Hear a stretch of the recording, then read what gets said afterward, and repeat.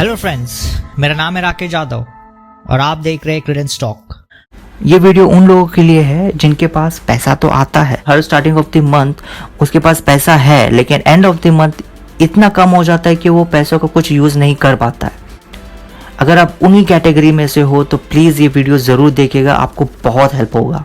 आपको बेसिक चीज़ें हैं जो मैं आपको बताऊंगा, इसमें आपको कैलकुलेशन एंड ऑल ध्यान में रखने की ज़रूरत नहीं है, लेकिन ऐसे कुछ बेसिक चीज़ें हैं जिसकी वजह से हम अपने पैसों को कंट्रोल कर सकते हैं। जब पैसे खर्च करने की बात आती है, लोग अपने पैसों को खर्च करना ही चाहते हैं। खर्च इस तरह से हो जाता है कि पता ही नहीं चलता कि पैसे आए कब और गए कब। कुछ ऐसे चीजें हैं जिसे ध्यान रखना बहुत जरूरी है। हो सकता है कि आप किसी के इन्फ्लुएंस में आके आप पैसे खर्च कर रहे हो, या फिर आप इमोशंस में आके खर्च कर रहे हो, किसी ने आपकी ईगो को टच किया हो जिसकी वजह से आप पैसे खर्च कर रहे हो। इन सब के लिए अपने आप को कंट्रोल करना बहुत जरूरी है। जब तक आप अपने आप को कंट्रोल नहीं करोगे तब तक पैसों को भी कंट्रोल नहीं कर पाओगे। कोशिश करूंगा आपको एग्जाम्पल्स के तौर पर बताने के लिए, ताकि आप समझ सको कि कहाँ पे पैसे आप जो है बिना वजह आप खर्च कर रहे हो। अगर मान लीजिए 20,000 सैलरी में आपका घर चल रहा है, आपका इंक्रीमेंट होता है, यानी कि आपको 20,000 से यूं समझिए कि 5-6 हज़ार एक्स्ट्रा मिल गए।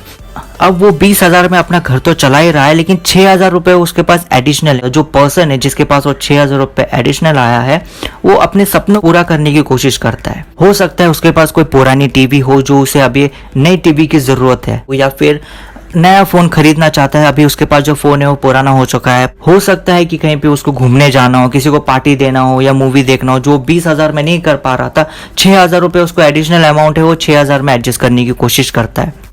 और end of the month additional amount आने के बावजूद भी पैसा उतना ही है जितना कि पहले था। यूं समझिए कि 20,000 में से उसके एंड ऑफ द मंथ सिर्फ 200 रुपये या 100 रुपये बच रहे हैं।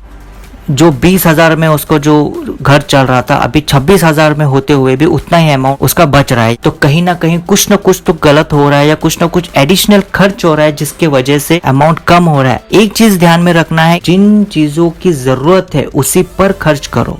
तो जब 6,000 रुपये उसके पास एडिशनल आ गए हैं, उसने EMI पे टीवी खरीदा। देखिए दोस्तों, कुछ भी हो, लोन्स, EMI, क्रेडिट कार्ड, इन चीजों से जो है आपको दूर रहना है। जब आपके पास पैसे हो तभी वो चीज खरीदो। एडिशनल पैसे हैं उसके वजह से आप अपनी जरूरत को मत बढ़ाओ। लोगों के कुछ सपने होते हैं जो पूरा करना चाहते हैं। कुछ भी सपना हो सकता है जिसमें पैसे खर्च होते ही हैं। माना कि अपनों को पूरा करना है, लेकिन जरूरत के हिसाब से खरीदो। एडिशनल खर्च करके फायदा क्या है? कम से कम वो पैसा आपके बुरे वक्त में काम आ सकता है। अच्छा होगा कि आप वो पैसों को बचा कर रखें। और एक चीज होती है, जब हम कहते हैं कि जरूरत के हिसाब से खर्च करो, तो कभी कभी पर्सन अपनी जरूरतें अपने आप ही बढ़ा लेता है। एग्जाम्पल के तौर पे मैं मोबाइल को ही यूज करता हूँ। आपके पास कोई मोबाइल है जो आपका कॉलिंग्स एंड ऑल सब कुछ हो रहा है, ज्यादा आपका कुछ यूज नहीं, कोई एक नया फोन आ जाता है जिसे आपको खरीदने की इच्छा जाग जाती है। हम इन्फ्लुएंस हो जाते हैं उस नई चीज को खरीदने के लिए, कि हम जो हमारा पुराना चीज है उसका हम लोग वैल्यू कम करते हैं, ध्यान नहीं रखते हैं। अगर गलती से कुछ हो जाए तो आप नया फोन खरीदने की कोशिश करते हैं इमीडिएटली, ना कि उस फोन को ठीक करने की। तो ये कुछ ऐसी चीजें हैं जो हमें खुद को कंट्रोल करना है। अगर आप चीज खरीदना चाहते हो, पहले देखिए कि आपको जरूरत है क्या। अगर जरूरत नहीं है तो मत लीजिए उसे। कुछ ऐसी चीजें हो जाती है लाइफ में, अगर आप कुछ खरीदने जा रहे हो कहीं पे, तो कोई भी पर्सन हो आपको कुछ एडिशनल चीजें बेचने की कोशिश करता है, तो आपको अपने आप को कंट्रोल रखना है। कोई भी अगर आपको कुछ भी कहे, तुरंत आप एक्शन लेके पैसे खर्च नहीं करोगे। अगर आपको पता नहीं चल रहा है कि अमाउंट आ रहा है और कहाँ पैसे जा रहा है, तो सबसे पहले काम कीजिए, आप 2-3 महीने के लिए एक डायरी बना लीजिए, या अपने फ़ोन में कोई ऐसा कोई एप्लीकेशन ले लीजिए। किस दिन कितना अमाउंट आपने खर्च किया है, किस पर खर्च किया है, वो चीज़ें आप लिखना शुरू कर दो। तो उसी से आपको पता चल जाएगा कि आपने कितना खर्च किया है ज़रूरत की चीज़ों पे, और कितना खर्च किया है जो ज़रूरत नहीं है। जो बड़ी बड़ी कंपनीज होती है, अपने बिजनेस को चलाने के लिए 1-1 रुपये का हिसाब रखती है।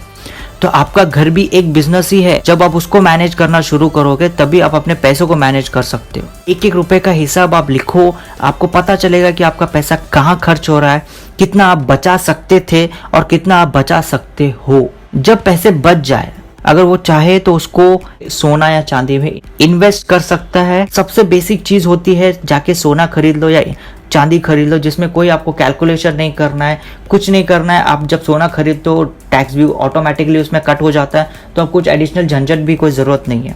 सोने चांदी के खरीदने की वजह से आपके पैसे का वैल्यू बढ़ जाता है। यानी कि आज के डेट में अगर आपने 10,000 का कोई आपने सोना खरीदा है या चांदी खरीदा है, वही हो सकता है आने वाले 10 सालों में उसकी जो प्राइस है वो बढ़ जाए। हो सकता है 15,000 हो जाए या हो सकता है कि 20,000 हो जाए। लेकिन अगर वही पैसे आप बैंक में रखोगे, अपने घर में जमा करके रखोगे, तो भी 10 साल के बाद भी वो 10,000 ही होगा। आप शेयर मार्केट में इन्वेस्ट करना चाहते हो तो वहाँ पे कीजिए, या किसी कोई एक लैंड में इन्वेस्ट करना चाहते हो वहाँ पे कीजिए, या शॉप खोलना चाहते हो, बिजनेस करना चाहते हो, तो सब स्टडी करके ही कीजिए। पैसे घर में रखने से अच्छा, बैंक में रखने से अच्छा अगर आप उसको इन्वेस्ट कर रहे हो तो सबसे बेस्ट है, क्योंकि आपको जो रिटर्न्स है वो ज़्यादा मिलेगा आगे चल के। अपनी लाइफ को जितना हो सके उतना सिंपल रखिए। जो चीज़ों को खरीदना है ज़रूरत के हिसाब से खरीदिए। पैसे देखकर अपनी ज़रूरतों को मत बढ़ाइए। जब भी आपके पास पैसे बच जाए, ऐसे चीज़ों में इन्वेस्ट करो जिसमें आपको रिटर्न्स अच्छा मिले। अगर आपको लगता है कि आज के जो वीडियो में मैंने कुछ इनकम्प्लीट इन्फॉर्मेशन दी हो या कुछ गलत बताया हो, कमेंट ज़रूर कीजिएगा। मिलता हूँ मैं नेक्स्ट वीडियो में कुछ और कंटेंट्स के साथ। तब तक मैं विदा लेता हूँ आपसे। धन्यवाद।